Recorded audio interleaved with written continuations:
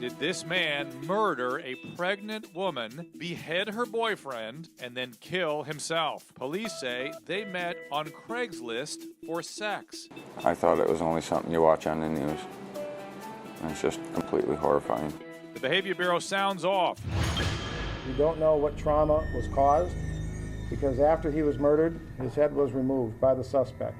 25-year-old Charles Oppenir was the first to be found. Police discovered his body in a wooded area near Gazan Park. His cause of death is still unknown. Police began a search for Oppenir's pregnant girlfriend, 18-year-old Brooke Slocum. When investigators searched her computer, they found out she had been communicating with 31-year-old Brady Ostrike on Craigslist. We've also recovered email communication between Ostrike and Slocum, in which a meeting for sex was arranged at the Gazan Park. The conversation also confirms that Oppenir was to be present at the meeting. On July 17th, Wyoming police tried to pull Ostrike over, but he crashed his car and took his own life. Police discovered Slocum's body in the trunk. Oh, joining us, Anahita Sadigat for our attorney, Adriana Costa, entertainment journalist, Shagun Aduolowo, host of Wired In with Shagun podcast. Police say Brooke Slocum was strangled, her unborn child obviously dead. Police investigators believe They believe the boyfriend probably had head trauma, but obviously they can't tell for sure until they find his head. They need pathologists apparently have determined the cause of death had to have been head trauma because the rest of the body. I wish I had Bill Lloyd here, but there's no evidence of any trouble elsewhere. But we're going to get him in here tomorrow.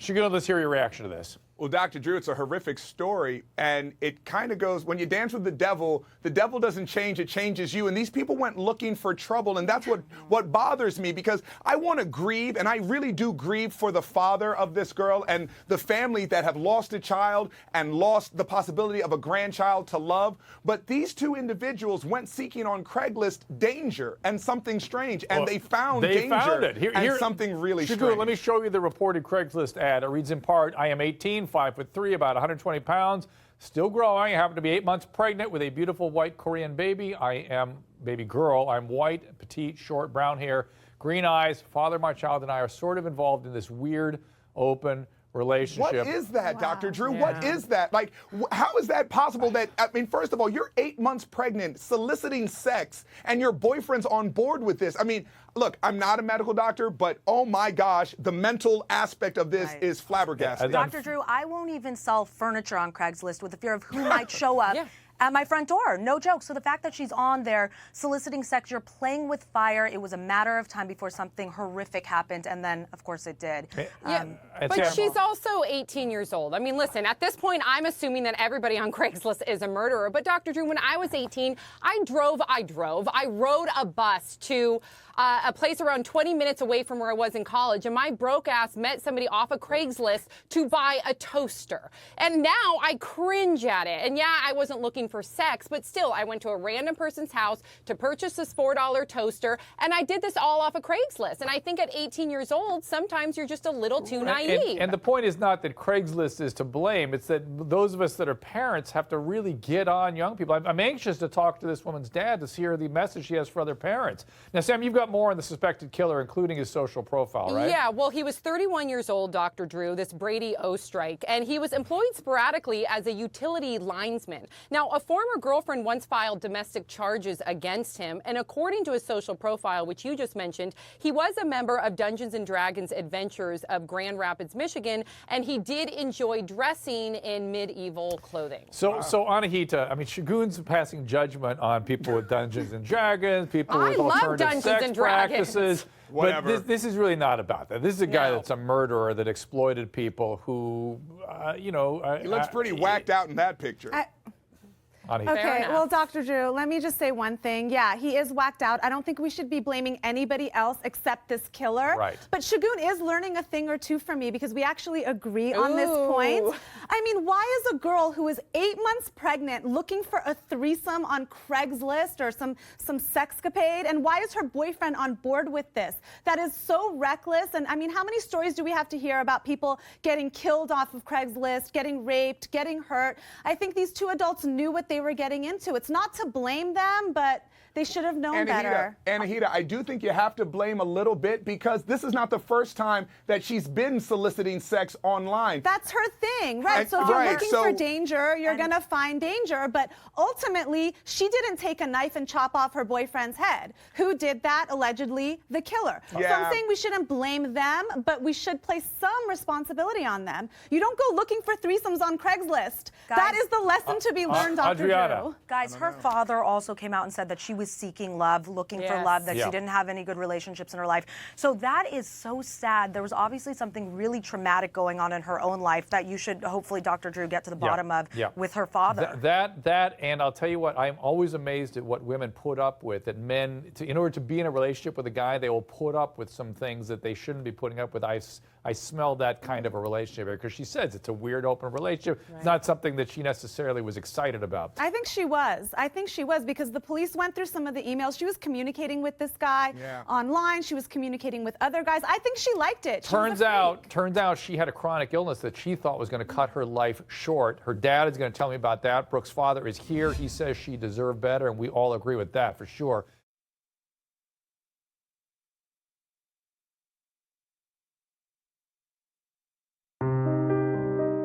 Greg Slocum found this letter, among many others, as he was picking out a dress for his daughter's funeral. He says it best explains Brooke.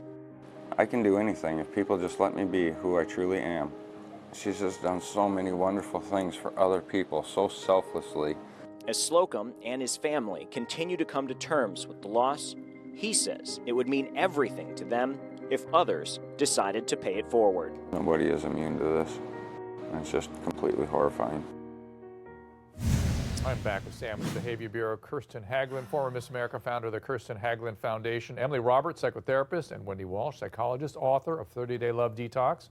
Brooke Slocum, 8 months pregnant when police discovered her body in the trunk of a car. The vehicle belonged to a monster who is suspected of murdering Brooke and her unborn child and her boyfriend, whom he decapitated. Police say they met on Craigslist. Brooke Slocum's father will be with me in just a minute. I want to get reaction from some of the Behavior Bureau. Emily, what do you say here?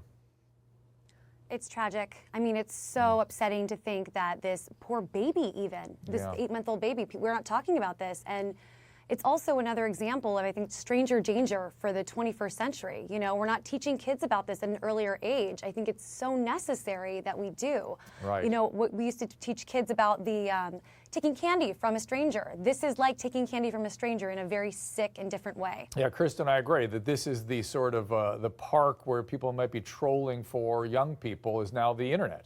Right. Right, Absolutely. Yeah, and you know what I found really interesting is that her father mentioned that she wouldn't tell him about these things that she was doing, these encounters that she was soliciting, because he loved her and you know, he lectured her about it, or he tried to help her. You know, but online she was a different person. You know, in face-to-face contact she was one way, and online she was a different person. Same with probably the suspect. That's so that just shows that this anonymity that the internet creates can be extremely dangerous, and that's why parents, Emily, you're totally right, need to be on board with this. The internet is not real relationships, it's pseudo-relationships. Well, I have Dad on the phone. Greg Slocum is here. His 18-year-old daughter, Brooke, and unborn child were murdered by this man. They reportedly met on Craigslist. Greg, first of all, thank you for joining us, and please accept our deepest thoughts and sorrow for your family. This is, as you said, your daughter did not deserve this. I don't care what she was up to, or you know what I mean? This is about a killer. We're trying to understand and learn about the story. Is it true your daughter did have a history of meeting people online? Yes, she did. She has got numerous letters to her unborn children that state that she has met men online looking for love, but all she really found was that it made her feel cheap, dirty, and used. And love is not manipulation. Love is unconditional.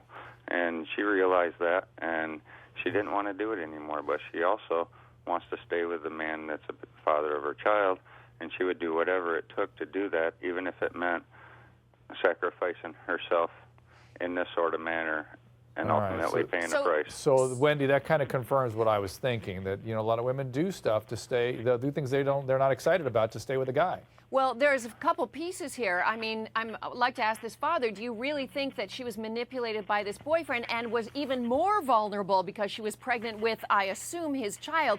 And did she suffer any symptoms of pregnancy depression? The first question, yes, she was definitely manipulated into this.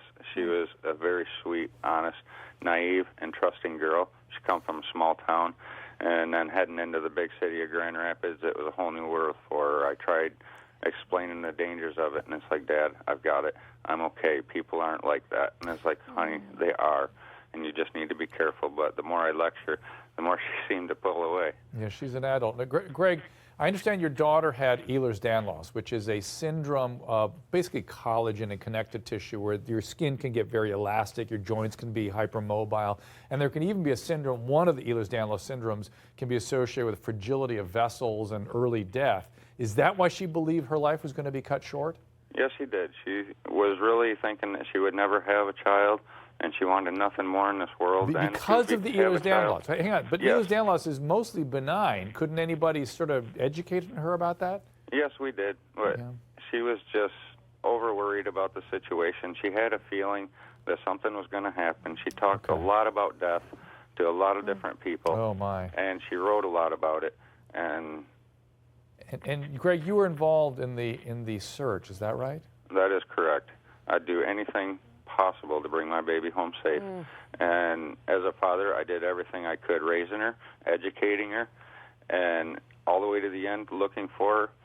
I never gave up until the police came to my door and told me the bad news. Sam, you had a question? Yeah, Greg, in your opinion, why do you think that Brooke was attracted to these bad relationships or the deviant sex? It all started with, like I said, going back to her letters. It starts with bullying in school and being judged, being picked on, and, it causes such self-esteem problems, especially in young girls, when they don't feel pretty or don't feel loved, and they want the kind of love that a father can't give them, and they look elsewhere for it when they're neglected and picked on. And right there is the ultimate start of why these girls get on the internet searching for other things. Is her mom in the picture? Is she okay? Yeah, her mom is absolutely devastated. Oh my God, heart I can still goes imagine. out to her. All right, Greg, I'm so sorry, but listen, I've got to wrap this up. But I'd like to know if you have any thoughts or you could share with other parents, other young people out there about the internet. The internet is a good thing. It just needs to be used responsibly and with severe caution, and we need to educate our children on how to do this. All right, Greg, thank you for joining us. And again, please send our sincerest sincerest thoughts, condolences to the mom. I guess she's not your wife any longer, is that right? That is correct. Right, so to the mom and to you as well, and to the rest of your family. I'm sure she had siblings, and this is just, she did not deserve this. No, she did not. The whole world is going to be affected by her loss. She would have made a difference. I'm so sorry.